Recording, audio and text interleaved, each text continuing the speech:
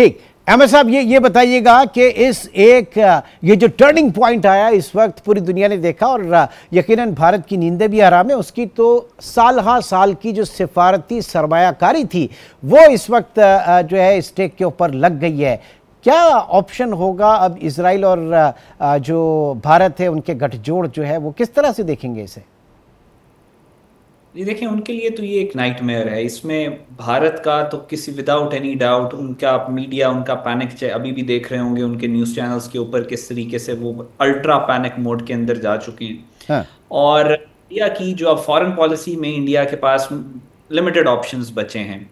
Option ये होगा कि वो किसी तरीके से इस पैक्ट से जो जिसके इंटरेस्ट डैमेज हो रहे होंगे उसकी कोशिश करेंगे कि उन ममालिक को, स्पेशली वेस्टर्न कंट्रीज की कोशिश करेंगे कि उनको किसी तरीके से इस पैक्ट के खिलाफ किया जाए।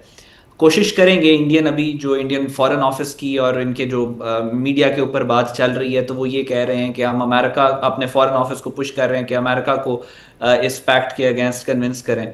सो इस सारी सिचुएशन में आई थिंक उनके पास इसके अलावा और वो कुछ कर नहीं सकते। उनके जो हेजेमोनिक डिजाइन्स हैं उनको एक अच्छी डिटरेंस मिल गई है। इंडिया का बहुत ज़्यादा स्टेक सऊदी अरेबिया में है और इकोनॉमिक स्टेक रेमिटेंसेस बहुत ज़्यादा वहाँ से आती हैं, तो इंडिया की पैनिक जो है वो that's understandable.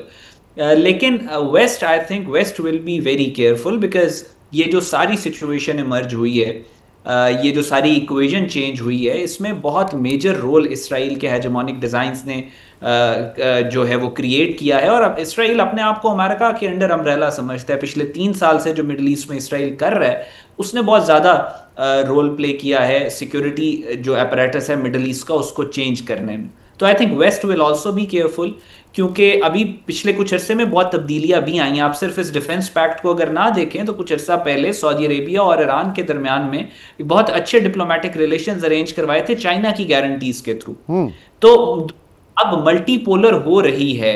I think waste इसके साथ अडेप्ट करेगा तो वेस्ट के लिए भी बेनिफिशियल है, नहीं तो ये मुल्क अपनी बका के लिए जो कर रहे हैं वो तो करते रहेंगे।